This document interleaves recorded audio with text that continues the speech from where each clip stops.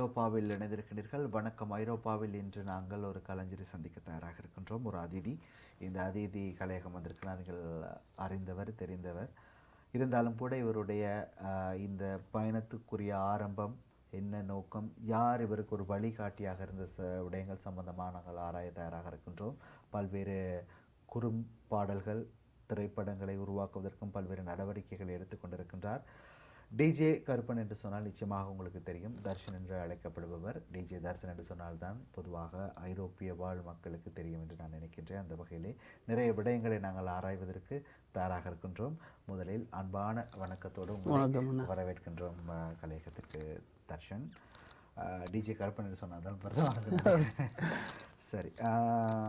உங்களுடைய இந்த கலை பயணம் சம்பந்தமாக இன்று நிறைய விடயங்களை நாங்கள் ஆராய்வதற்கு தயாராக இருக்கின்றோம். உங்களுடைய இந்த துறைக்கு யார் வழிகாட்டியாக இருந்தது? வழிகாட்டி என்று சொன்னால் ஒரு துளி மாதிரி சுஜித்ஜி தான். சுஜித்ஜி தான் உண்மையிலேயே வழிகாட்டி. நான் இன்றைக்கு மாறி எப்படி இந்த நிலைமையில் இருக்கிறதா அவற்றை வரிகள் சுஜிஜின்னு சொல்லாமல் லிரிக்கல் கிங் அண்டுவாங்க. வெரி புலி, லிரிக்கல் டேகர், சாரி, வெரி புலி. அவற்ற லிரிக்ஸ், அவற்ற பாட்டுகள் தான் என்னை இன்றைக்கு ஒரு கலைஞனாகவும் ஒரு நல்ல மனிதனாகவும் நெறிப்படுத்தியிருக்கிறார். சுஜினா தான் இந்த வழிகாட்டி. சரி. அடுத்து நீங்கள் இந்த துறையில் ஆரம்பிக்கும் போது முதல் பயணம், ஒரு அதை எதிர்பார்ப்பு, இது வெற்றி அடையுமா, எனக்கு ஒரு இம்ப்ரெஷன், வழிகாட்டிகள் எல்லாம் இருந்தாலும் கூட உங்களுடைய முதல் பயணம் இருக்குது, அதை கொஞ்சம் நினைவுபடுத்தி பார்த்தால் அதை பற்றி கொஞ்சம் விளக்கமாக. முதல் பயணம் ஒன்று சொல்ல போனால் நான் ஒரு 3-4 ஃப்ரெண்ட்ஸ் சேர்ந்து தான் சும்மா ரெக்கார்ட் பண்ணி ஆரம்பித்தோம் பாட்டு செய்கிறேன்ட்டு. முதல்ல எல்லாரையுமே தான் நானும் இந்த நாட்டுக்கு வந்து தமிழை மறந்து இங்கிலீஷில் தான் ஸ்லாங் அந்த மாதிரி தான் காய்ச்சிட்டு இருந்தேன். ஸோ நீங்கள் எப்போ தமிழுக்குள்ளேயே போனேன்னா லிரிக்ஸ் எழுத வழி கிடைக்குள்ள தமிழ் புத்தாங்க, தமிழ் ஹிஸ்ட்ரியல், நாங்கள் எப்படி வந்தோம், எப்படி தோன்றினோம், இப்போ எப்படி இருக்கோம், அதில் என்ன உள்ளே போ ஏன் இப்படி ஆயிட்டோம்னு எனக்கு பேர்ந்த ஒரு திமிரே வந்துட்டு, நான் தமிழ், நான் ஏன் அடிமை, நான் ஏன் இப்படி இருக்கணும்னு அந்த திமிர் வந்ததுக்கப்புறம் தான் எப்படி அதை சமுதாயத்துக்கும் மெட்டாக்களையும் என்ன மாதிரி அந்த திமிரை கொண்டுவரணும் என்ற ஒரு ஆதங்கம் வந்தது. அதை எப்படி செயற்படுத்தலாம்னு நீங்கள் பார்த்தீங்கன்னா பாட்டு, அந்த காலத்தில் நான் நினைஞ்சேன் பாட்டுண்டு. அப்போ சொல்லிச ஹிப்ஹாப் அது மூலமாக செய்யலாம். ஸோ நாங்கள் எந்த ஜெனரேஷனில் பார்த்தீங்கன்னா எந்த ஏரியா கேங் அந்த மாதிரி பேஸ், ஸ்ட்ரீட் டெத் அந்த மாதிரி தான் நடந்துட்டு இருந்தேன். ஸோ இதுகளை விட்டு எப்படி படியங்களை திசை திருப்பிக்கலாம் என்று பார்க்கும்போது ஹிப்ஹாப். ஏன்னா எல்லாருக்கும் ஒரு வயசில் எல்லாருக்கும் என்ன தெரியணும்ன்ற ஒரு இது வரும். அதால் தான் கூட கேங்கே வளர்ந்தது. ஸோ இப்படி ஒரு வழி இருக்க இது மூலமாக யங்ஸ்டர்ஸுக்கு இன்ட்ரடியூஸ் பண்ணால் இதுலேயே இப்போ பார்த்தீங்கன்னா எல்லாரும் பாட்டு இதண்டு செய்யணும். ஸோ ஏன்னா அதுதான் எல்லாருக்கும் என்ன தெரியணும் இந்த வயசுலேருந்து ஒரு ஆசை ஒன்று வரும். அதை 20 வயசு 22 வயசுக்கு அப்புறம் செய்கிறது தான் தப்பு. அதுக்கப்புறம் அதை ஒரு சமுதாய நோக்கோட நெறிப்படுத்துகிற மாதிரி செயல்படணுமன்றது தான் ஆசை. அப்படி தான் தோணினது. முதல் பாட்டு 2-3 பேரோடு செஞ்சோம். மியூசிக் ப்ரொடியூசர் 2 பெருசாக ஆரம்பில்லை, எங்களுக்குள்ளேயே ஒர்க் பண்ணி செஞ்சோம். இப்போ ஒரு லெவலுக்கு முன்னேற்றம் இருக்குது. சரி. உங்களுடைய முதல் அந்த பாடல் வரி, அந்த முதல் தயாரிப்பு, அதை பற்றி சொல்லுங்கள். முதல் பாடல் வரி நிச்சயமாக ஞாபகம் இருக்குமோ? முதல் பாட்டு வந்து ESP ரெக்கார்ட்ஸ் என்று வச்சுருந்தேன் நாங்கள். இப்போ தான் நாமுள்ளவர் 2 மாற்றினான். முதலாவது பாட்டு வந்து தலைவாணி எங்கு உள்ளாய், தவிக்குது உந்தம் பிள்ளை, போர்க்களம் போகும் போதே தலைவாணி எந்த உள்ளே, அந்த லிரிக்கல் அதுதான். அதுக்கு பேர் தலைவா தான் அந்த பாட்டு. பெரிய சக்ஸஸ் இல்லை. ஏன்னா இப்போ இருக்கிற மாதிரி ஃபேஸ்புக், ட்விட்டர், இன்ஸ்டாகிராம்னு அந்த சோஷியல் மீடியா வந்து அப்போ நாங்கள் தொடங்கின காலத்தில் இல்லை. எவ்வளவு காலம் ஒரு ஆரம்பிக்கப்பட்ட அந்த ஃபர்ஸ்ட் ஒரு 7 வருஷமாக இதுன்ற. ஆனால் அதுக்கப்புறம் நான் சொன்ன மாதிரி ஃபுல்லாக தமிழுக்குள்ளே இறங்கி கொஞ்சம் பொலிட்டிக்கல்ஸ் விஷயமாக என்ன நாங்கள் மாற்றம் ஏற்படுத்தும் போதே அதை பொலிட்டிக்ஸ் என்று தான் பார்க்கணும். இப்போ பொலிட்டிக்ஸ் எல்லா இடத்தையும் இருக்குதான், உண்மை சொல்லத்தான் போனோம். ஆனால் வந்து இந்த மாற்றம் ஒன்று உருவாகிய நாங்கள் தனியாக போகிறோம். எங்களை ஒரு கலைஞராகவோ இல்லாட்டி ஏற்றுக்கொள்ளினோம் சக கலைஞர்களும் எல்லாரோடும் சிரித்து எல்லாரோடும் இதன்று அவங்களோட குற்றங்களை சொன்னாவே நாங்கள் எதிரி ஆயிடுறோம். இப்போ நாங்கள் செய்யும் போது எங்களை சுற்றி இருக்கிறவங்க எல்லாம் பாராட்டுவாங்க, நல்லா இருக்குது, சூப்பராக இருக்குன்னு. உண்மையான நண்பன் தான் இதில் பிள்ளை இருக்குன்னு சொல்லுவாங்க. ஸோ அதை மாதிரி நாங்கள் சொன்னாலும் சில நட்புகள் எங்களை விட்டு போயிருக்கு. ஸோ கலைத்துறை என்ற ஒரு பெரிய கடல். நிச்சயமாக. அதாவது இந்த கலைத்துறை என்பது சமுதாயத்தை ஒரு விழிப்புணர்வோடு பயணிக்கக்கூடிய ஒரு ஒரு மிக மிக மிக ஒரு பிரம்மாண்டமான ஒரு மேடை அது. ஆகவே இதை ஒரு விழிப்புணர்வாகத்தான் இவர்கள் செயற்படுத்தி கொண்டு வருவதை நாங்கள் காணக்கூடியதாக இருக்கிறது. நிகழ்ச்சி ஆரம்பிக்கின்ற பொழுது நான் தர்ஷனோடு கதைக்கின்ற பொழுது இவருக்கு பல அழுத்தங்கள் இருக்கின்றன. அந்த பல அழுத்தங்களுக்கு மத்தியில் இவர் பயணித்து கொண்டு வருவதாக இருந்தால் நிச்சயமாக நாங்கள் பாராட்ட வேண்டியவர்களாக இருக்கின்றோம். இந்த அழுத்தங்கள் அதை நீங்கள் எப்படி பார்க்கின்றீர்கள் தர்ஷனுடைய பார்வையில்? எனக்கு இப்போ நான் சொல்ல நானும் ஒரு வயசில் எல்லாரோடும் ரோட்டில் தெரிஞ்சு படிப்பை விட்டு அந்த மாதிரி இருந்ததால் இப்போ தமிழ் இந்த மாதிரி பாட்டு செய்கிறதால திடீரென எப்படி இவருக்கு தமிழ் ஞானம் வந்துட்டுது அந்த மாதிரி கேட்கணும். ஸோ அவைக்கு தான் நான் சொன்னேன், எப்பயும் தமிழை வாசித்தா அந்த ஒரு திமிர் வரும். அதுதான், அதுவும் ஒரு வயசுக்கு தான். எல்லாரும் தப்பு பண்ணாத குழந்தைய வந்து டிசபிலிட்டி இருக்குன்னு தான் கண்டிப்பாக சொல்லணும். எல்லாரும் குழப்படி செய்யணும். விழுந்த குழந்தைய ஓடாதப்போன்னு சொல்லாமல் பார்த்து ஓடப்போன்னு சொல்லி விடணும். ஸோ அதுதான் வாழ்க்கை. என்னை பொறுத்த வரைக்கும் இப்போதைக்கு நான் வந்து சொல்லி செய்ய விட்டு குறும்படங்கள், இப்போ நாங்கள் ஒரு படம் ஓபி தான் டைட்டில், பட ஷூட்டிங் எல்லாம் முடிஞ்சு எடிட்டிங்கில் இருக்குது. படத்துறைக்கு போனதுக்கான காரணம் ஒரு திரையில் பார்க்குற ஒரு ஹீரோன்னு சொல்லணும்.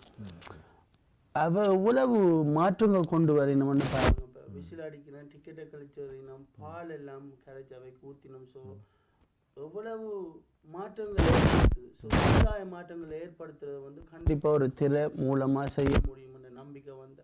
ஏன்னா நான் வந்து மேடையை தேடி ஓடையில, நான் மாற்றத்தை தேடி ஓடுறேன். ஸோ அதால் சொல்லி செய்யலை கொஞ்சம் குறைச்சிட்டு குறும்படங்கள் தயாரிக்க தொடங்கினேன். இப்போ முழு படம் செஞ்சுட்டு இருக்கேன். இப்போ ஒரு சைடில் இப்போ ஒரு ஆல்பம் சந்தோஷ் மியூசிக் ப்ரொடியூசர் அவரோட சேர்ந்து ஒரு ஆல்பம் நிஹான் ஆரண்டு இப்போ ஒரு ஓபி படத்தில் ஓப்பனிங் சாங் கொண்டு அவர் பாடி தந்தவர். அவர் புதுசாக நாமளவர் இன்ட்ரடியூஸ் பண்ணது. மற்ற சைக்கோஷேன் 3 பேர் சேர்ந்து ஒரு ஆல்பம் வந்து ஒர்க் பண்ணிகிட்ருக்கோம். முதலாவது பாட்டு முடிஞ்சுது. மகாராணி டைட்டில் வச்சு சந்தோஷ் கோயில் அவருக்கு டைட்டில், பட் அதுதான் அந்த பாட்டுக்கு டைட்டில் ஒர்க் பண்ணிட்டு. ஸோ நோக்கம் ஒன்று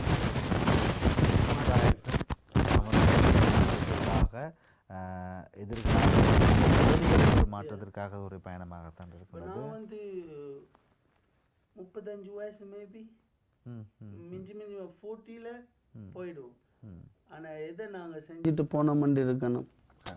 இருக்கிறவையை என்டர்டைன் பண்ணி ஆடிட்டு போகிற மாதிரி இல்லாமல் நாங்கள் போனப்புறமும் அந்த வளர்ந்து வர்ற வரைக்கும் ஒரு வழி இல்லை ஒரு மெசேஜ் அவையும் ஒரு நல்ல வழியில் வர்ற மாதிரி. இப்போ சில பேர் வந்து சொல்லினா சினிமா பாலிடிக்ஸ் இல்லை, மியூசிக் பாலிடிக்ஸ் இல்லை, ஸ்போர்ட்ஸ் பாலிடிக்ஸ் இல்லை, எல்லாத்திலும் பாலிடிக்ஸ் இருக்கு. இப்போ வன்னியில் 1200 பேர் ஒரு தியேட்டரில் இருந்து படம் பார்க்கத்தக்கனே ஒரு தியேட்டர் கட்டியிருக்காங்க. அதில் பாலிடிக்ஸ் இல்லையா? பள்ளிக்கூடம் குடிசையாக தான் இருக்கு, உடைஞ்ச வீடுகள் உடைஞ்ச மாதிரி தான் இருக்கு, ரோட்டில் பள்ளமேடாக தான் இருக்கு. அப்போ எது முக்கியம் என்று கட்டுறான்? தியேட்டரை. எதுக்கு? வளர்ற அடுத்த சந்ததிகளையும் அந்த சினிமா துறையிலேயே வச்சு மற்றதெல்லாம் மறக்கடிக்க பண்ணுறதுக்கு தான். ஸோ அது பாலிடிக்ஸ். ஆர் லண்டன் எம்பசிக்கு ஹை கமிஷனர் வர்றது ஒரு ஸ்போர்ட்ஸ் மேன். ஸோ அதிலும் இருக்கு. இங்கே இருந்து யாரும் ஊருக்கு போகணாம்னு சொல்றதுக்கான காரணம் ஒரு நாட்டின் அடிப்படையை வந்து அங்கே ஜெனசைட் நடந்திருக்கா இல்லையான்றத வந்து டூரிஸ்ட் பிளேஸ்ன்னு சொல்லுவாங்க. ஸோ இந்த நாட்டுக்கு அதிக டூரிஸ்ட் போயிருக்கணும். ஸோ இங்கே வந்து ஜெனசைட் நடக்கலை என்று தான் தீர்மானிக்கிறாங்க. ஸோ நாங்களே போர் முடிஞ்ச அப்புறம் எல்லாரும் அடிச்சு பிடிச்சோம். எல்லாருக்கும் ஆசை இருக்குது. நானும் இந்த நாட்டுக்கு வந்து நான் 15 வருஷம் ஆச்சு, ரெண்டையும் திரும்பி போகணுமென்ற ஆசையை வரையில்லை. படித்த பள்ளிக்கூடங்கள் ஊர்கள் நாங்கள் ஓடின வயல்கள் எல்லாம் பார்க்க ஆசை சாப்பிட இருக்கும். காரணம் நாங்களும் போய் எல்லாரும் போய் வர்றதால இப்போ என்ன அவங்க சொல்கிறாங்கன்னா இப்படியான ஒரு டூரிஸ்ட் நாட்டில் எப்படி இன அழிப்பு நடந்திருக்குமன்றதை அவங்க முன் வைக்கிறாங்க. ஸோ போராட்டம்ன்றது இங்கே இருக்கிற மக்கள் நாங்கள் தான் முன்னெடுக்கணும், அதுக்கு சமுதாயத்தை கட்டி அமைக்கணும். அதைத்தான் நான் செய்கிறேன். இது பொலிட்டிக்ஸ்ன்னு சொல்லலாம், மியூசிக்ஸ் அப்படி என்றாலும் சரி. நிச்சயமாக இவருடைய அந்த தோட்ஸ், இவருடைய அந்த மிக முக்கியமான ஒரு செய்தியாக இருக்கின்றது. இதுவரை காலமும் இவர் ஒரு கலைஞனாக ஒரு மக்களின் விழிப்புணர்வு ஏற்படுத்தும் நோக்கோடும் சமுதாயத்தில் எங்களுடைய அடுத்த சந்ததியினர் எவ்வாறான ஒரு பயணத்தை மேற்கொள்ள வேண்டும் என்பதற்குரிய ஒரு அடித்தளம் என்று தான் சொல்ல வேண்டும், ஒரு ஃபவுண்டேஷனை தான் இவர் ஆரம்பித்திருக்கின்றார். அதன் ஒரு கட்டமாகத்தான் இவர் வந்து இசைத்துறையிலே எவ்வாறு அதை மக்கள் மத்தியிலே கொண்டு போய் வெளிப்படுத்தலாம் என்று கூறிய ஒரு முயற்சி. இது முயற்சிக்கு நிச்சயமாக நாங்கள் பாராட்ட வேண்டும். ஒரு 8 வருடமாக நீங்கள் இந்த துறையில் இருக்கின்றீர்கள். இந்த 8 வருட இந்த துறையில் இருக்கின்ற நீங்கள் இதுவரை எத்தனை குறுந்திரைப்படம், எத்தனை பாடல்கள், எழுதப்பட்ட பாடல்கள் எத்தனை, அதில் எத்தனை பாடல்கள் காட்சிகளாக வடிவமைக்கப்பட்டது, எதுவும் ஞாபகம் அப்படி எதுவும் இருக்குதா? இருக்கு. பாட்டுன்னு பார்த்தீங்கன்னா ஒரு 25 songs கிட்ட இருக்கும். எல்லாம் உங்களுடைய எழுத்து, அதாவது லிரிக்ஸ் எல்லாம் நீங்கள் எல்லாம் நான் தான் எழுதுவேன். ஏன்னா அது உடல் நிச்சயமாக உடல் என்பது உணர்வு, அந்த உணர்வை வெளிப்படுத்துவது. ஸோ அது நான் தான் எழுதுவேன், வேறு யாரையும் எழுத விட்டோம். எனக்கு அந்த மாதிரி வரவும் வராது. வீடியோ பாடல்னு சொன்ன போனால் ஒரு 5 பாட்டு வந்திருக்கு. வெளிவராத சாங்ஸ் கணக்கு இருக்குது. காரணம் அதுக்கேற்ற மிக்சிங் கிடைக்காம, ப்ரொடியூசர் கிடைக்காம. இப்போ நான் சந்தோஷோட சேர்ந்து இப்போ இந்த ஆல்பம் ஒர்க் பண்ணுறதால இது ஒரு சக்ஸஸாக வரும்னு நினைக்கிறேன். எல்லா வசதியும் அதுக்கேற்ற மாதிரி அமைஞ்சிருக்கு, நல்ல டீமும் அமைஞ்சிருக்கு. சரி, இப்போ இந்த பாடல்கள் செயல்படுத்தும் போது குறுந்திரைப்படமாக இருக்கட்டும், முழுநீள படம் ஒன்று எடுக்கிறதுக்குரிய முயற்சிகள் நடந்து கொண்டு இருக்குது. இது ரெண்டுக்கும் என்ன டிஃப்ரெண்ட், என்ன ஒரு வித்தியாசத்தை நீங்கள் பார்க்குறீங்க? கிணறும் கடலும். குறும்படம் என்றது அப்படித்தான் நான் பார்க்கிறேன். குறும்படம் என்ற வந்து ரெண்டிலும் கஷ்டம் இருக்கு. ஆனால் ஒரு மன்னிக்கணும், ஒரு சின்ன விஷயம், இந்த குறுந்திரைப்படத்தில் சின்ன விஷயம் ஒரு மெயின் விஷயமா இருக்கும், அதை நாங்கள் ஷார்ட் அண்ட் ஸ்வீட்டாக நாங்கள் சொல்லிடுவோம், ஒரு பழமொழியாக இருக்கும். அதே மாதிரி அது முழு நீள படமாக இருந்தால் அதை எடுப்பது என்பது சாதாரண ஒரு விடயமாக இருக்காது. ஸோ அது உங்களோட பார்வையில் அதை எப்படி நீங்கள் அதை கால்குலேட் பண்ணுறீங்க? குறும்படத்தில் பார்த்தீங்கன்னா இப்போ 3 பேரை வச்சும் அதை செஞ்சு அந்த அந்த அந்த மெசேஜுக்கான விஷயத்தை முடிச்சிடலாம். பெரிய படம் கொண்டு போய்க்குள்ள ஒருத்தர் கோ ஆர்டிஸ்டாக நிறுத்தி அதில் கொடிச்சாருண்டா அந்த ஆர்டிஸ்ட் வேணும். கண்டிப்பாக குறும்படத்தில் அந்த இதுக்கான இது தேவையில்லை. ஏன்னா ஒரு குறும்படம் கொண்டு போகும்போது அந்த மெசேஜில் தான் ஃபோக்கஸ் இருக்கும். நீள திரைப்படம் போய்க்குள்ள ஆடியன்ஸ் நாங்கள் போர் அடிக்க பண்ணக்கூடாது, எல்லாம் பார்க்கணும். பின்னுக்கு ஒருத்தர் காய்ச்சிட்டு இருக்காண்டா பின்னுக்கு ஒரு மூமெண்ட்ஸ் விஷுவலைஸ் அதெல்லாம் பார்க்கணும். ஸோ இதை விட இந்த 18 கேரக்டர்ஸ் நான் செஞ்ச படத்தில் அதில் வந்து 4 சைல்டு ஆர்டிஸ்ட், 18 கேரக்டர்ஸ் குறுந்திரைப்படத்தில் எல்லாரையும் ஆடிஷன் பண்ணி தான் எடுத்தேன்னா. 18 கேரக்டர்ஸையும் ஹேண்டில் பண்ணுறத விட சின்ன ஆர்டிஸ்ட்டுக்கு வந்து நாங்கள் கேண்டில் நைட் ஷூட் பண்ணோம். 2 நாள் நிற்கணும். அவங்களோட அம்மா அப்பா விட மாட்டேன்னு சொல்லிட்டா நீங்கள் காய்ச்சி பாருங்க விடுங்க. அப்போ நான் அவளுக்கு ஃபோன் பண்ணி சொல்ல என் பேர் சொல்லி அவளுக்கு தெரிஞ்சிட்டு நான் தான் அவன் சொன்னா, தம்பி உங்களை நம்பி தான் விடுறேன், 2 பேர் விடுங்க. இதில் என்ன பிரச்சனைன்னா 2 சைல்டு ஆர்டிஸ்ட் நிஹானார் அவரும் மதுசன் ஒருத்தர் 2 பேரும் தமிழ்ல லெவல் படிக்கிறாங்க. அதால எனக்கு அவங்கள பெரிய பாசம். ஸோ அந்த எக்ஸாம் வேற எனக்காண்டி அவங்க மாற்றினவங்க. ஸோ அந்த அம்மா அந்த பேர் தெரியாது, நிஹாண்ட அம்மாவுக்கு நன்றிம்மா. நிச்சயமாக அந்த உங்களுடன் அந்த கதைக்கும் போது தர்ஷன் விளங்குது அந்த தமிழ் உணர்வு. அந்த உங்களை அறியாமல் நீங்கள் அந்த 2 பேரை சொல்லுவோம் தமிழ் லெவல் செய்யும் போது அதனாலே மிகவும் அந்த தமிழ் படிக்கல ஊரில் அப்படியே வலிக்கிட்டு இங்கே வந்துட்டு வந்ததால் இங்கே தெரியுதாங்க சொன்னால அது போகிற இதுலேயே துளைஞ்சு போச்சு. ஆனால் திருப்பி நான் பாட்டுக்கு வந்து தேட என்ன அறியாமையே சில வேர்ட்ஸ் எல்லாம் வரும். ஸோ நானே சில நேரம் கண்ணாடிக்கு முன்னால பெருமைப்படுவேன், இப்படி ஒரு வேர்ட் உனக்கு ஞாபகம் இருக்கு. அந்த எல்லாத்துக்கு நிச்சயமாக நிச்சயம். அது சரி. இப்போ அடுத்து உங்களுடைய அந்த அனுபவம் பற்றி கதைக்க வேண்டும். இப்போ உங்களுக்கு பொதுவாக ஒரு பாடலாக இருக்கட்டும், குறுந்திரைப்படம், முழுநில படம், உங்களுடைய ஃபர்ஸ்ட் ஒரு உங்களை இம்ப்ரெஸ் பண்ணவங்க, இந்த ஆர்டிஸ்ட் வந்து என்னை எவ்வளோ இம்ப்ரெஸ் பண்ணிட்டாங்க, இந்த ஒரு கதாநாயகனை இம்ப்ரெஸ் பண்ணிட்டாங்க, நான் எதிர்பார்த்த ஒரு விஷுவல் வெளியில் வந்துட்டு, நான் எதிர்பார்த்த ஒரு வரி ரியாக்ஷன் இந்த மூவியில் குறுந்திரைப்படத்தில் எனக்கு தெரிஞ்சுட்டு ஒரு ஆனந்த கண்ணீர்னு சொல்லுவாங்க. ஸோ அந்த ஒரு ஃபீலிங், அந்த ஒரு சந்தர்ப்பம் இந்த 8 வருட காலத்தில் உங்களுக்கு எந்த சந்தர்ப்பத்தில் ஏற்படுத்தியிருக்கு? வேறு சக கலைஞர்களாக இருக்கட்டும் அல்லது உங்களுடைய உழைப்பினாக வந்த ஒரு விடயமாக இருக்கட்டும். உண்மையில் எந்த படைப்பில் பார்க்கும்போது நான் என்னத்தான் பீட் பண்ண நினைப்பேன். இந்த முடிஞ்ச ப்ராஜெக்டை விட அடுத்த ப்ராஜெக்ட் கண்டிப்பாக அது ஒவ்வொருவருக்கும் இருக்க வேண்டிய விடயம். இந்தியன் சினிமா மாதிரி இல்லை ஒரு கடல். நாங்கள் இப்போ தான் ஆரம்பம். ஸோ எங்களுக்கு ஏதாவது ஒன்றில் வந்து ஒரு தடங்கள் வரும். சில நேரம் நாங்கள் புக் பண்ண பிளேஸ் வந்து கிடைக்கும், அப்போ லாஸ்ட் மினிட்ல புக் பண்ண கோச் வர, அப்போ நடிக்க வர மாட்டேன்னு. ஸோ எல்லாத்துலேயும் ஒரு தடங்கள் இருக்கும். அதை மீறியும் செஞ்சு முடிச்சிடுவோம். இப்போ இந்த ஸ்க்ரீனில் பார்க்க இல்லை டைம் எடுத்து இதை ரீஷூட் பண்ணியிருக்கலாம்னு திங்க் பண்ணுவோம். சில ப்ராஜெக்ட் இல்லை விட்டுடுவோம். ஏன்னா நாங்கள் காசு வருது, இது திருப்பியும் காசு ஸ்பெண்ட் பண்ணணும், பட்ஜெட் பிரச்சனையில் விட்டுடுவோம். பேருந்து பார்க்க அடுத்த ப்ராஜெக்ட் வடிவா. ஸோ ஒவ்வொரு ப்ராஜெக்டும் நாங்கள் செஞ்ச வந்து எங்களுக்கு ஒரு அனுபவம். அடுத்ததில் என்ன செய்யக்கூடாதுன்றது தான் நாங்கள் செஞ்சதில் இருக்கும். மற்ற இந்த குறிக்கையில் வந்து யாருக்கும் ஃபேனாக இருக்கப்படா. எல்லாம் வந்து இன்னைக்கு பால் ஊற்றுறதுக்கு காரணமே ரசனையும் தாண்டி வெறிய நான் மாறிட்டு இருக்காங்க. ஸோ என்னை பொறுத்த வரைக்கும் நான் யாருக்கும் ஸ்க்ரீனில் ஃபேனாக இருக்க மாட்டேன்ட்டு தான் என் முதல் நோக்கம். சினிமாவில் எந்த ஹீரோக்கும் ஃபேன் இல்லை, ஆனால் எல்லா படமும் பார்ப்பேன், யாருக்கும் ஃபேனுன்ட்டு இல்லை. சரி, மறக்க முடியாத இன்சிடென்ட் ஏதாவது நடந்திருக்குதா? அதாவது இந்த உங்களோட இதுகளில் இந்த ஒரு விஷயம் இந்த வாழ்க்கையில் மறக்க முடியாத ஒரு விஷயமா இருக்குது. குறுந்திரைப்படம், இப்போ முழுநில படம் எடுத்துக்கொண்டிருக்கிறீங்க, பாடல் வரிகள் எடுத்துக்கொண்டிருக்கீங்க, இந்த ஒரு விஷயத்தை இந்த வாழ்க்கையில் மறக்க முடியாத ஒரு இன்சிடென்ட்? மறக்க முடியாத இந்த பிரதிபலிப்பு ஷூட்டிங் தான். அது வந்து இலங்கையில் நடந்த ஒரு கட்டம் ஒன்று அமைக்கணும். அப்போ 12-1 மணிக்கு பிறகு தான் ஒரு ஃபாரஸ்ட் மாதிரி ஒரு பார்க் ஒன்றுக்குள்ளே நான் தலையில் தொங்கணும். தலையில் காலை கட்டி சாரியில் தொங்கணும். ஏன்னா சாரி தான் வந்து மெயின். அந்த ஒரு ஒரு ரேப் சீன் நடக்குது. அந்த ரேப் சீன் காட்டக்கூடாது குழந்தை பிள்ளைகளுக்காண்டி. ஸோ அதை மறைச்சு காட்டணும். அது அவள் சாரியில் தொங்குறாண்ட காட்டணும். ஏன்னா ரெண்டுக்கும் கனெக்ஷன் இருக்கணும்டா. சாரியில் தொங்கணும்.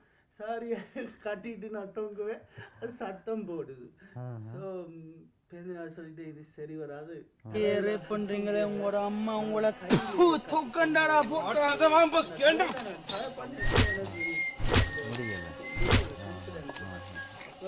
இவ்வளோ கஷ்டப்படணும் ஒரு குறும்படத்துக்கு. நிச்சயமாக நிறைய அனுபவங்களை பற்றி கதைத்து கொண்டிருக்கின்றோம். நிறைய விடயங்களை நாங்கள் அவரிடமிருந்து ஒரு சுவாரஸ்யமாக தெரிந்து கொண்டிருந்தாலும் கூட அவர் சொல்லும் ஒவ்வொரு விடயங்களிலும் ஒரு மெசேஜ், ஒரு செய்தி இருப்பதை நாங்கள் உணரக்கூடியதாக இருக்கின்றோம்.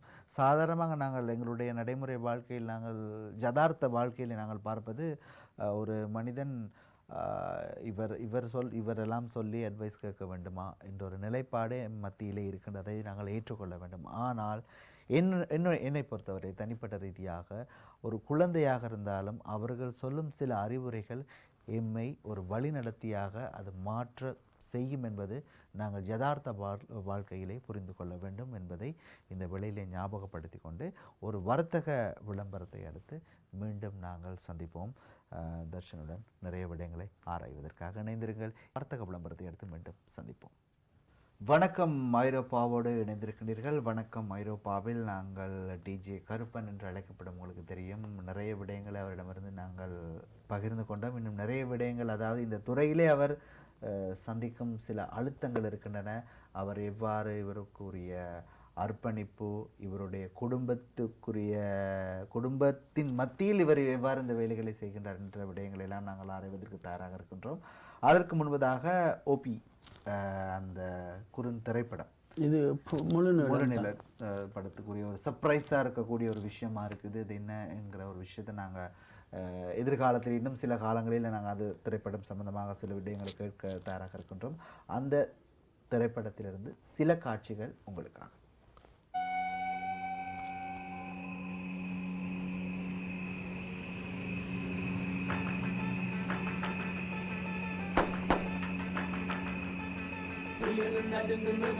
கண்டு தீயும் மனையும் கோபம் கண்டு பயமறியாத இளங்கன்று வானவிலை தோடும் ஒரு வானவில்லு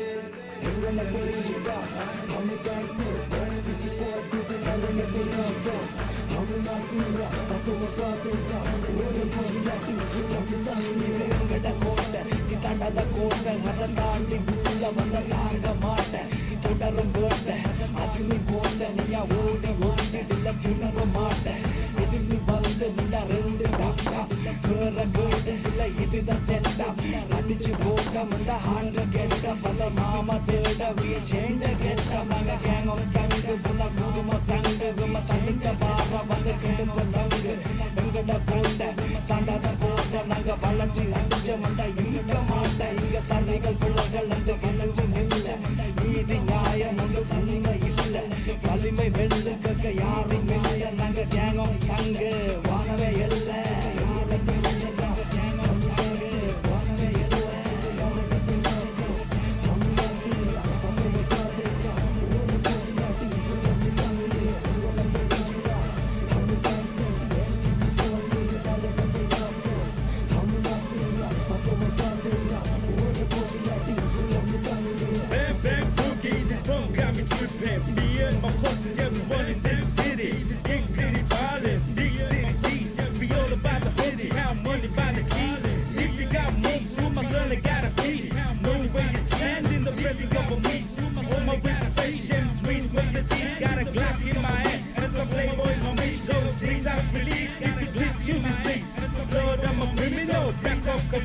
I've been through the gutter, so my dreams stay more reached. I'm a man, so we can reach motherland memories. But I kept for my thoughts, but I kept for my G's.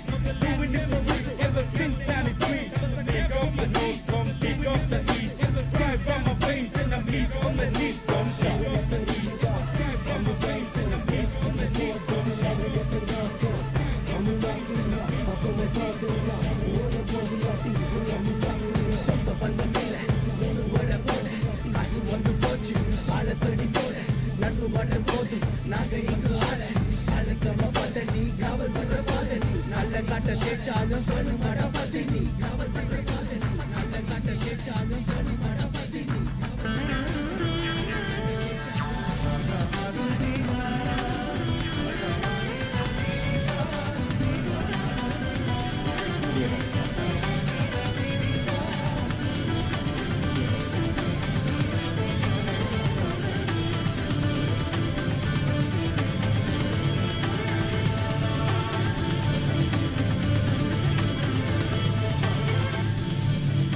வணக்கம் ஐரோப்பாவோடு இணைந்திருக்கின்றீர்கள். வணக்கம் ஐரோப்பாவில் அவர் எடுக்கக்கூடிய முழுநீள திரைப்படத்தின் ஒரு பாடலை இப்பொழுது பார்த்திருக்கின்றோம்.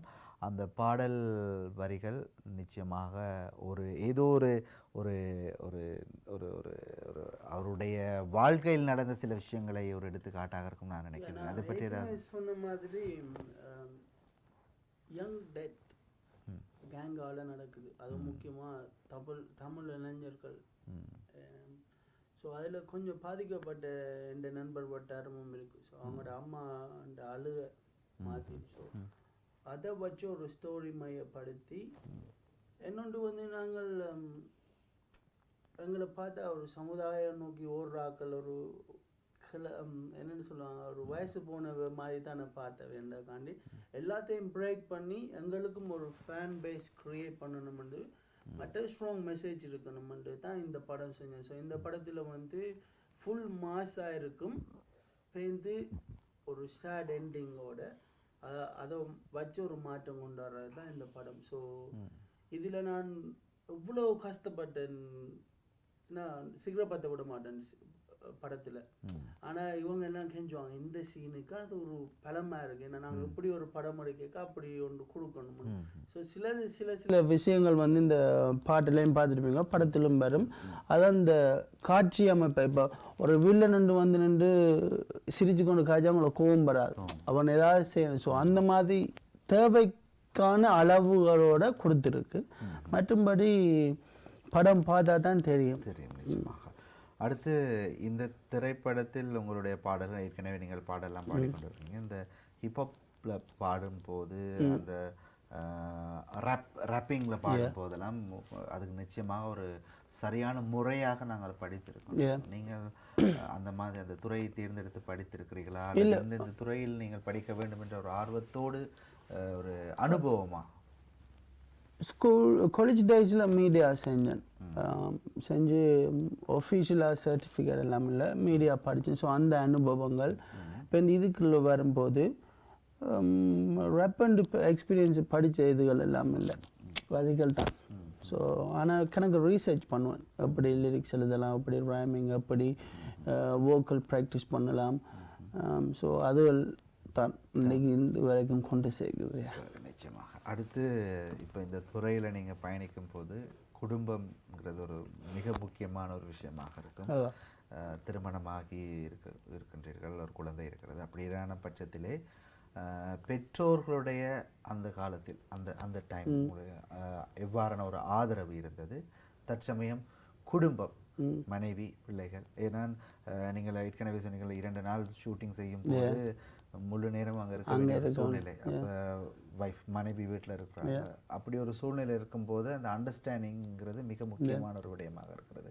இந்த குடும்பத்தையும் எப்படி பயணிக்கின்றீர்கள்? உங்களுடைய பெற்றோருடைய ஆதரவு எப்படி இருந்தது? இதில் என்ன சொல்ல விரும்புகிறீங்க? அம்மா, நான் சின்ன வயசுலேருந்து இங்கே வந்தோடனே அம்மா ஊரில் தான் இருந்தா, 10 வருஷத்துக்கிட்ட பார்க்கல, பேருந்து தான் ஸ்பான்சர் பண்ணி எடுத்து அம்மா பார்த்தது. ஸோ அம்மா அங்கே இருக்கிறதால எனக்கு அந்த பெரிய பெர்மிஷன் கேட்டு தான் செய்யணும்னு அந்த ஒரு எல்லாருக்கும் இருக்கிற அந்த இது இல்லை. ஆனால் அண்ணா அண்ணி எனக்கு அப்பா அம்மாவை இங்கே இருந்து எனக்கு ஹெல்ப் பண்ணவர். நான் எது கேட்டாலும் இப்போ முந்தியெல்லாம் ஸ்டூடியோ வைக்கிறேன்னெல்லாம் பயங்கர கஷ்டம். ஸோ நான் இப்படி இது செய்கிறேன்னு சொல்லிக்காம எனக்குள்ளே ஏதோ பார்த்துருக்கணும். ஸோ அவன் செய்யணும்னு சொல்லி மைக்கில் இருந்து ஸ்பீக்கரில் இருந்து ஒரு குட்டி ஸ்டூடியோவை வச்சுருந்த அண்ணாக்கு நன்றி, ஆதரித்த அன்னைக்கு நன்றி. இப்போ குடும்ப லைஃப்பில் எனக்குன்ற ஒரு குடும்பம் வந்துட்டு. ஸோ ஒய்ஃப், ஒரு மகன், பேஷன், ஒய்ஃபுக்கும் அந்த பேஷன் நான் பார்க்குற மாதிரி அவள் என்ன பார்க்குறதால பெரிய சொல்ல மாட்டேன். ஆனால் இப்போ இந்த ஷூட்டிங்கில் 7 நாள் ரெண்டு சொன்னோம், ஆனால் 3 நாள் வந்து வீட்டை வராமையே நான்ஸ்டாப்பாக பண்ணோம். ஸோ அந்த மாதிரி இதில் சில நேரத்தில் சொல்லுவாள். ஆனால் இப்போ இந்த நாங்கள் இப்படியெல்லாம் செஞ்சோம்னு சொல்லும்போது ஓகே ஆகிடும். ஆனால் இப்போ மகன் பிறந்த பிறகு கொஞ்சம் கஷ்டம்தான் டைம். ஏன்னா நான் வேலைக்கு போகணும், இது படம் சம்மந்தமாக செய்யணும், பாட்டு சம்மந்தமாக செய்யணும், எல்லாத்துக்கும் டைம் என்னும் போது 24 மணித்தியாலும் பத்தாத மாதிரியே இருக்கும். ஸோ கஷ்டம். ஆனால் ஒய்ஃப் வந்து பயங்கர சப்போர்ட்டிவ். இப்போ நான் லிரிக்ஸ்கள் எழுதும் போது சில வந்து படிச்சுட்டு சொல்லுவேன், இதை எடுத்துகிட்டு இந்த வேர்டை பாவிச்சு பாருங்க. ஸோ அந்த மாதிரி சப்போர்ட். ஸோ ஒரு ஆதரவு இல்லாமல் வளரலாம். அண்ட் ஷூட்டிங் 2 வீக்ஸ் நடந்த நான்ஸ்டாப்பாக. 7 நாள், ஒரு 2 நாள் பிரேக் எடுத்து 2வது week, totally 2 weeks shooting. So 2 கிழமைக்கும் ஒய்ஃப் அண்ட் அம்மா தான் சமைச்சு முழு 18 கேரக்டர்ஸ். ஸோ இதை விட சவுண்டிங், லைட்டிங், கேமராமேன், அதுக்கு பின்னால் ஸோ எல்லாருக்கும் சமைச்சு தந்த ஒய்ஃப் அண்ட் அம்மா தான். அவருக்கும் இந்த டைமில் நன்றி. அண்ட் அந்த க்ரூ இப்போ பார்த்தீங்கன்னா 2 கிழமை நாங்கள் முதல்ல பிளான் பண்ணி வேலையிலேருந்து ஹாலிடே எடுத்தோம். எல்லோரும் சேம் டைம் ஹாலிடே எடுத்தோம். ஸோ அந்த மாதிரி செய்கிறதுக்கும் ஒரு எஃபெக்ட் வேணும். ஸோ யாரும் அப்படி செய்ய மாட்டாங்க. ஸோ மெயினாக கேமராமேன் தீவான், சவுண்டிங் அண்ட் எடிட்டிங் செய்கிற காட்சி சந்தோஷ். நான் எல்லா பேரையும் சொல்ல போனால் முழு பேரையும் சொல்லி மிஸ் பண்ணிடுவேன்டாக்காண்டு ஓபி டீமோட full crew and Kapil including எல்லாருக்கும் இந்த டைமில் பிக் நன்றி. நிச்சயமாக உங்களுடைய இந்த பயணம் அடுத்த அடுத்த கட்ட பயணங்கள் எல்லாம் வெற்றி அடைய வேண்டும். இவ்வாறான ஒரு ப்ராஜெக்ட், இவ்வாறான ஒரு செயல் திட்டம், இவ்வாறான ஒரு ஹியூஜ் மெகா ஒரு விடயங்களை நாங்கள் செய்யும் போது நிதி பற்றாக்குறை, ஸ்பான்சர்ஸ் ஒரு ஒரு நாங்கள் எதிர்பார்ப்பதை விட அதிகமாக நாங்கள் இந்த பட்ஜெட்ங்கிற ஒரு ஃபிக்ஸட் பண்ணும்போது கூட அதையும் மீறி செலவு செய்ய வேண்டிய சூழ்நிலைகள் ஏற்படும். அதை எப்படி ஃபேஸ் பண்ணுறீங்க? வேலையில் டே அண்ட் நைட் ஒர்க் பண்ணும். இப்போ ஒரு ப்ராஜெக்ட் போகுதுண்டா ஓவர் டைம் கட்டு ஃபேமிலிக்கு போகிறவங்க தான் இந்த மந்த்லி போகும் தானே. இப்போ பேசிக் ஹவர்ஸ் இருக்கும், 8 hours 5 days வேலை. ஸோ அதுதான் ஃபேமிலி பட்ஜெட் இருக்கும். இப்போ பேருந்து 14 hours அடிப்போம், சில நேரம் 20-25 hours அப்படியே தொடர்ந்து ஃப்ரைடே டு சண்டே அப்படியே கண்டினியூ ஆகிடுச்சு. அந்த காசில் சைட்டாக வச்சுட்டு தொடர்பேன். மற்ற இந்த டீம் தான், டீமும் ஹெல்ப் பண்ணும்.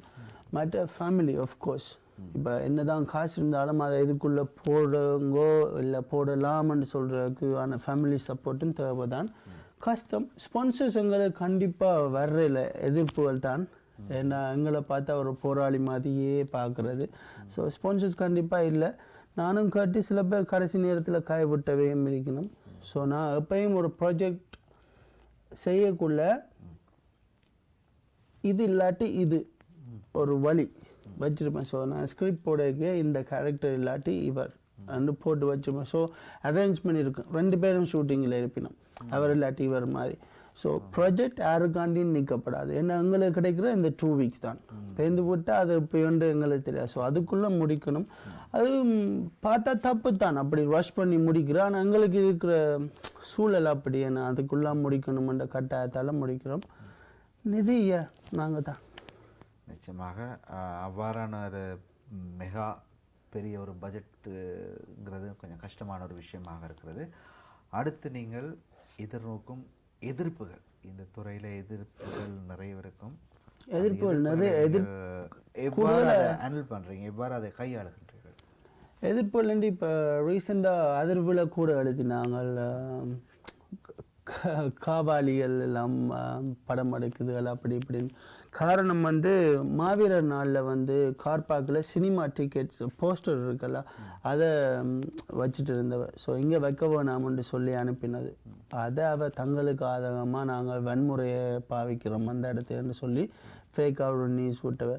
ஸோ மற்றது சக கலைஞர்கள் இப்போ எங்களை நாங்கள் இப்படி தமிழ் இதண்டு பொலிட்டிக்ஸ் வாய்ஸ் கொஞ்சம் ஓடுறதால அவங்களோட சேர்ந்து ஒர்க் பண்ண கொஞ்சம் கஷ்டப்படுவினோம். மேபி விருப்பம் இல்லாமல் இருக்கலாம், தங்களுக்கு அந்த ஃப்ரேம் வந்துடும்ன்ற காலை. ஸோ எதிர்ப்புகள் கணக்கு எல்லா இடத்திலும் இருந்தும் இருக்கு. விமர்சனம் என்ற ஒரு கருத்து, விமர்சன கலைஞர்களுக்கு விமர்சனம் மிகவும் முக்கியம். விமர்சிக்கப்படாதவன் கலைஞனே இல்லை. சரியா? அதனால இந்த விமர்சிக்கப்படுவதை நீங்கள் ஒரு பாராட்டாக எடுத்துக்கொள்ள வேண்டும். அந்த விமர்சனங்கள் வருகின்ற பட்சத்தில் உங்களோட ரியாக்ஷன், நீங்கள் எவ்வாறான அதை உங்களுடைய ரியாக்ஷன் எப்படி வெளிப்படுத்துறீங்க? நல்லது வாசிச்சா நான் ஒரு பிழையான கருத்துக்களும் வரும், நல்ல விஷயங்களும் வரும், சில பிள்ளையான கொசிப்பும் வரும். ஸோ அப்படியான விஷயங்களை குடும்பம்ங்கிற ரீதியில் நான் கேட்குறேன். ஸோ அதை எப்படி ஹேண்டில் பண்ணுறீங்க? ஒய்ஃப் எதையும் பர்சனலாக இருக்க மாட்டா. அவளுக்கு தெரியும் எனக்கு எப்படியான ஃபேன் பேஸ் இருக்குது, சப்போர்ட்டர்ஸ் தான் கூட இருக்குது, எப்படி எதிரிகள் ஃபுல்லாக இருக்குது. ஸோ எப்படி ஹேண்டில் பண்ணணும்னு அவளுக்கு தெரியும். பர்சனலாக எடுக்க மாட்டா. நான் இப்போ என்ன யாரும் புகழ்ந்து பேசினாலும் ஒன்று சோஷியல் மீடியாவில் நீங்கள் கதைக்கலாம், கமெண்ட் அடிக்கலாம், அவளோட இதாக இருக்கிற நான் கமெண்ட்ஸ் அடிக்கிறதில்ல. கெட்டதாக சொன்னாலும் கமெண்ட்ஸ் அடிக்கல. அதை அவள் வேண்டிய கருத்து, அதை அவள் 2 விதமாக தெரியப்படுத்தினோம்ன்றது தான் என் இது. மைண்டில் என்ன இருக்குமெண்டா அதுவில் நோட்டீஸ் பண்ணி அடுத்ததில் நாங்கள் தவறு இழைக்காமல் பார்த்துக்கொள்ளணும்ன்றது தான் என் பாயிண்ட். அடுத்து ஒவ்வொரு கலைஞனும் இன்றைய காலகட்டத்தில் எதிர்பார்க்கும் ஒரு விடயம் நீங்கள் கூட கதைக்க சொன்னீங்க. இந்திய சினிமா என்பது ஒரு மிகப்பெரிய ஒரு பயணித்து கொண்டிருக்கிறோம். நாங்கள் இப்போ தான் ஆரம்பமாக இருக்கிறோம். உங்களுடைய எதிர்கால திட்டங்கள், ஒரு இந்திய சினிமாவில் இணைந்து பணியாற்ற வேண்டும் அல்லது இந்திய சினிமா கலைஞர்களை உங்களுடைய தயாரிப்பில் உள்வாங்க வேண்டும், இல்லை அவர்களுடைய பங்களிப்பில் உங்களுடைய திறமைகளை நீங்கள் வெளிக்காட்ட வேண்டும் என்று எதுவும் எண்ணங்கள் இருக்கிறதா? என்னை பொறுத்த வரைக்கும் இப்போதைக்கு நாங்கள் எங்களுக்கான ஒரு வீட்டை தான் கட்டணும். எதிர்காலத்தில் இப்போ எங்களுக்கான ஒரு இண்டஸ்ட்ரி இப்போ வந்து பாலிவுட் ஹாலிவுட் மாதிரி எங்களுக்கான இலங்கை தமிழர் ஈழத்தமிழருக்கான ஒரு இண்டஸ்ட்ரி உருவாச்சுன்னா அந்த டைமில் ஏன் நாங்கள் ஒர்க் பண்ணக்கூடாது. இப்போதைக்கு நாங்கள் எங்களுக்கான ஈழக்கலைத்துறையை கட்டி அமைக்கணும். ஸோ இதுலேயே கணக்கு பிரிவினை இருக்குது. இண்டிபெண்ட் ஆர்டிஸ்ட்ன்றாங்க. சில பேர் பார்த்திங்கன்னா புலிகளை தாயமாக தான் ஆரம்ப கால பாடுகள் செய்வினோம். ஒரு நல்ல மேடை கிடைச்சப்புறம் வந்து தான் ஸ்ரீலங்கன்னு சொல்லிடணும். நான் அன்றைக்கும் என்ன ஸ்ரீலங்கன்னு அடையாளப்படுத்தலை. இன்றைக்கு நான் 10 இயர்ஸாக வந்து பாஸ்போர்ட் எடுக்காத காரணமே ஸ்ரீலங்கன் என்ற பெயர் பொறிக்கப்பட்ட ஒரு பாஸ்போர்ட்டோடு நான் ட்ராவல் பண்ணக்கூடாதுக்காண்டி தான் நான் 10 வருஷமாக எடுக்காமல் இந்த நாட்டுக்கும் போகாமே இருந்தேன் நான். ஸோ எனக்கு அவ்வளவு இப்போ சில பேர் அப்படி வந்துட்டு இப்போ ஒரு பெரிய நல்ல மேடை ஒரு 5000 பேர் கொண்ட ஒரு மேடையில் ஏறி உங்களையே நீங்கள் அடையாளப்படுத்த முடியலைன்னா இப்போ என்ன நீங்கள் கலைஞர்கள் எதை சாதிக்க போகிறீங்க? உங்களையே நீங்கள் மறைச்சி உங்களுக்குள்ளேயே ஒரு பொய் உருவத்தை என்னத்துக்கு ஒரு உருவப்படுத்தணுமென்றது தான் என்ற கேள்வி. மற்றது என்னொன்று வந்து இப்போ தெரிஞ்சோ தெரியாமையோ இப்போ ஈழத்தில் இருக்கிற கலைஞர்கள் கூட இங்கே இருக்கிற படைப்புகளை விட சிறந்த படைப்புகள் கொடுக்கணும். ஆனால் எதை ஃபாலோ பண்ணினோம்னா hi guys how are you என்று இங்கிலீஷ்லேயே கதைக்கிறாங்க. ஸோ இப்போ நாங்கள் இங்கே இருக்கிறோம். சில விஷயங்கள் நாங்கள் வளர்ந்த சின்ன வயசில் வந்தால் சில வேர்டுகளை வந்து நாங்கள் கண்டிப்பாக தமிழில் உச்சரிக்க வராது, அது வந்துடும். ஆனால் இந்த மாதிரி ஒரு தொலைக்காட்சி இன்டர்வியூவில் நாங்கள் முடிஞ்ச அளவு தமிழில் கதைக்கணும். ஏன்னா அவ பார்த்து அதை வச்சு தான் அவைக்குள்ள ஒரு ஒளி அடையாளத்தை ஏற்படுத்தினோம். ஸோ அவையும் மதமாய் வரணும். ஸோ எல்லாருக்கும் ஊருக்கு போகணுமென்றது தான் ஆசை. ஊருக்கு போய் அதுவே ஒரு யூகே மாதிரி இருந்தால் பேருந்து அங்கே போகணும். ஸோ அதில் கொஞ்சம் கட்டுப்படுத்தணும். சரி, அடுத்து நாங்கள் இப்போ நீங்கள் ஒரு 8 வருஷம் 10 வருஷம் இந்த துறையில் பயணித்து ஒரு ஓரளவு முழுமையான வெற்றி இல்லாவிட்டாலும் ஓரளவு உங்களுடைய வெற்றி பயணம் ஆரம்பிக்கின்றது. உங்களுடைய பார்வையில் எதிர்கால சந்ததியினர் இந்த துறையில் பயணிக்க இருப்பவர்கள், இளைஞர்களாக இருக்கட்டும் யுவதிகளாக இருக்கட்டும், ஏன்னா யுவதிகள் கூட நிறைய இந்த துறையை தேர்ந்தெடுத்து அதில் அவர்களுடைய திறமையை வெளிக்காட்டி கொண்டிருப்பதை யூடியூப் சமூக வலைதளங்கள் நாங்கள் பார்க்க முடியாது. நீங்கள் சொல்லும் ஒரு வயதில் குறைந்தவர் என்ற ஒரு ரீதியில் நான் அதை பார்க்க முடியாது, பார்க்கக்கூடாது. ஒரு அறிவுரை, ஒரு அட்வைஸ் சொல்ல விரும்புகிறீங்க இறுதியாக? எது செஞ்சாலும் இப்போ நான் யங்ஸ்டர்ஸுக்கு கட்டுறதால கொஞ்சம் பேஷனேட்டோடு செய்யுங்க. தோல்வி வந்தாலும் பரவாயில்ல, அதை செய்யுங்க. இன்னொன்று வந்து இதால் யாரும் பாதிக்கப்படுவினோமா என்று பார்த்து செயல்படணும். ஸோ அதுதான் முக்கியம். கனவு காணுங்கள், அதுக்கே ஆட் பண்ணிங்க, அவ்வளோதான். நிச்சயமாக இது கனவு காணுங்கள் என்று சொல்கின்ற பொழுது எனக்கு உடனே ஞாபகத்துக்கு வருவது நான் வளமையாக சொல்லும் ஒரு தோட்ஸ்.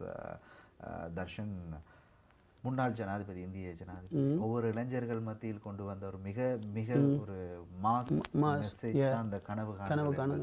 அந்த கனவு என்பது ஒரு யதார்த்த வாழ்க்கையிலே கனவு என்பது ஒரு நாங்கள் நித்திரையில் இருக்கக்கூடிய ஒரு விஷயம் அல்ல. கனவு காண்பதின் ஊடாக எத்தனையோ விஷயங்களை அடைய முடியும், வெற்றி காண முடியும். எங்களுடைய கனவு என்பது வானத்தின் உச்சளவில் இருந்தால் நிச்சயமாக ஒரு மரத்தின் உச்சளவில் உன்னுடைய கனவு நிறைவேறும் என்ற ஒரு செய்தியை சொல்லியிருக்கின்றார். நிச்சயமாக இறுதியாக இளைஞர்களுக்கு சொன்ன ஒரு செய்தியாக டிஜே. என்னை பொறுத்த வரைக்கும் கனவு என்பது வந்து நீங்கள் தூங்கிட்டு நித்திரை கொண்டுட்டு வர்றதில்லை. கனவுன்றது தூங்க விடாது. ஒரு ப்ராஜெக்ட் முடிக்கும் மட்டும் இது என்ன சில நேரம் இந்த ஒய்ஃபுக்கு என்ன டைம் தெரியுமா பாருங்க எல்லாத்தையும் வச்சுட்டு. ஸோ அந்த மாதிரி தூங்க விடாமல் பண்ணுற அதுதான் உண்மையான கனவு. அப்படியான ஒன்று உங்களுக்கு இருந்தால் அது எந்த துறையாக கூட இருக்கலாம். இப்போ கணக்கு முந்தித்தான் ஹிப்ஹப் குறும்படம் இருந்து இப்போ வந்து கேர்ள்ஸ் வந்து மேக்கப் ஆர்டிஸ்ட்ன்றாங்க. ஸோ கணக்கு ஒவ்வொரு துறையிலும் ஒரு வித்தியாசமாக வர்றாங்க. அந்த வளர்ச்சி தான் தேவை. ஆனால் அதுக்காண்டி உங்களை வந்து அடையாளப்படுத்துங்க. நீங்கள் யார் என்றதை அடையாளப்படுத்துங்க. முதல்ல நீங்கள் தொடங்க முன்னமே உங்களை அடையாளப்படுத்தி நீங்கள் யார் என்ன செய்ய போகிறீங்கன்னு அடையாளப்படுத்தி கொண்டு வளர்ந்தீங்கன்னா உங்களுக்கு பிரச்சனை இல்லை. நிச்சயமாக உங்களுடைய பயணம், உங்களுடைய இந்த கலைத்துறை மென்மேலும் வளர வேண்டும் என்ற ஒரு வாழ்த்துக்களை நாங்கள் தீபம் தொலைக்காட்சியினூடாக வழங்குகிறோம் தர்ஷன். அதே போன்று உங்களுடைய இந்த நேரத்தில் எங்களுடன் வந்து கலந்து கொண்டதற்கு மிக நன்றி. இறுதியாக நீங்கள் ஏதாவது சொல்ல விரும்புகிறீங்க? கண்டிப்பாக இந்த வித்யாக்கு இப்போ எல்லோரும் டொனேட் பண்ணியிருக்கோம். நானும் என் ஒய்ஃபும் போய் செஞ்ச நாங்கள் வாழ்க்கையில் வந்து நான் சாக போகிறேன்னு தெரிஞ்சும் அந்த நாளுக்கு சாக போகிறேன்னு தெரிஞ்சும் அதுக்கான வசதி வாய்ப்பு இருக்குன்னு தெரிஞ்சும் அதை கண்டுபிடிக்காமல் சாக போகிறோமேன்ற தான் வந்து ஒரு மன வருத்தம். இந்த மாதிரி வேர்டை யூஸ் பண்ண கஷ்டமாக இருக்குது. ஆனால் அந்த சிஸ்டர்ஸுக்கு முடிஞ்ச அளவு எல்லாரும் போய் உங்களுடைய அங்கே போனால் அந்த காட்டன் பட்ஸ் மாதிரி ஒன்று தரணும். உங்களோட செக்கில் இப்படி செஞ்சுட்டு அதை ட்ரை பண்ணிவிட்டு ஒரு பேக்கில் போட்டு அனுப்பிடணும். அவ்வளோதான், வேறு ஒன்றும் இல்லை. ரத்தம் எடுக்கிற மாதிரி நீங்கள் பயப்படுற மாதிரி ஒன்றும் இல்லை. அதை ஹெல்ப் பண்ணி அந்த பிள்ளைக்கு உயிர் பிச்சை கொடுங்கள். அவ்வளோதான் கேட்க முடியும். நன்றி, வணக்கம். நிச்சயமாக வித்யாவுடைய அந்த பிரார்த்தனை, வேண்டுகோள், எங்களுடைய ஒவ்வொருவருடைய பிரார்த்தனை அந்த உயிரை காக்க வேண்டும் என்ற ஒரு இறுதியாக அந்த ஒரு செய்தியோடு இன்றைய வணக்கம் ஐரோப்பாவை நாங்கள் நிறைவு செய்த தயாராக இருக்கின்றோம். டிஜே கருப்பன் என்று அழைக்கப்படும் என்னுடைய தர்ஷனுக்கு மீண்டும் ஒரு முறை நன்றி, வணக்கங்களை கொண்டு அவருடைய திரைப்படத்திலிருந்து ஒரு சில காட்சிகளோடு இன்றைய வணக்கம் ஐரோப்பாவை நாங்கள் நிறைவு செய்கின்றோம். நன்றி, வணக்கம்.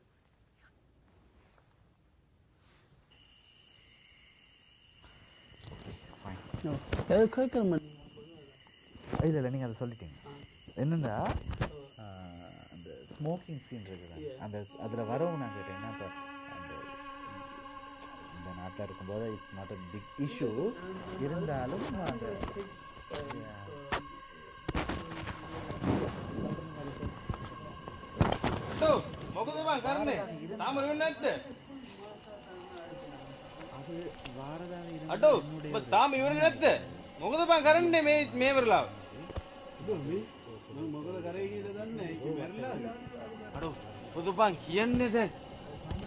අරංගිල්ල ගිනිදාපන් නැත්තම් දන්නවනේ රටේ ඉඳලා UN ඉඳලා අපිට තමයි අවුල කෙනවා අඩෝ අරපන් டேய்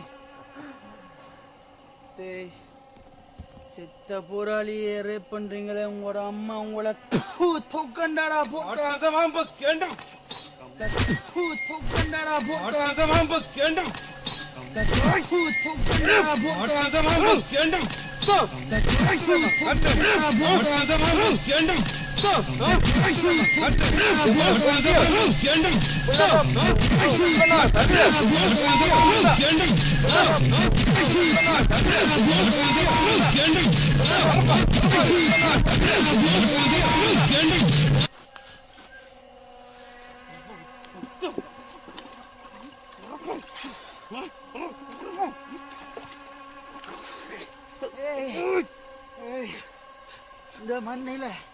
இந்த மண்ணில என்ன புதடா, புழுவாயி மண்ணாயி மரமாயி காயாயி விதையாயி மரம்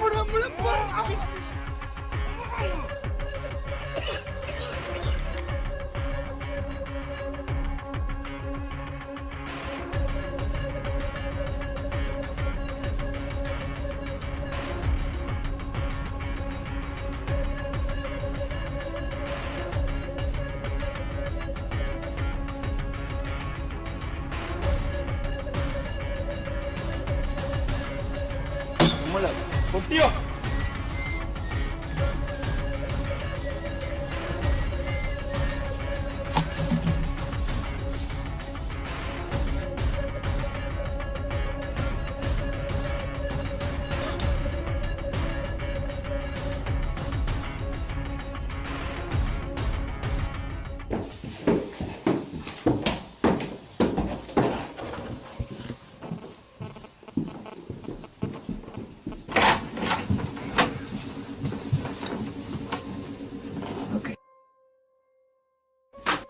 வீரா ஸ்பெஷல் டாஸ்க் ஃபோர்ஸ் கேள்விப்பட்டிருக்கீங்களா? இங்க இருக்கிற கேங்ல நாங்களாம் போட்டு தள்ளினது தெரியும். நீர் மென்டல் இல்லையாண்டு ஊரக மாத்தலாம், ஊர்காரக மாத்தலாது. Hello, alright, the interview starts now. Myself here, This is Veera Sivasodi, my colleague Ram Pradeep. Please confirm your name. Ram Pradeep. Alright, the time is 10:45, 26th of June 2012. Alright, now, so, suspect of 3 murders, Kadirveran Sangodian, 2nd of January 84.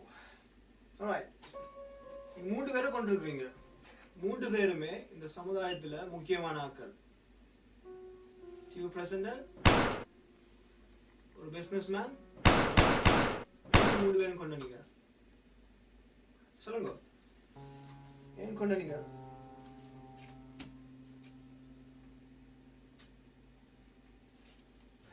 Alright, because you've been quiet for more than 1 minute,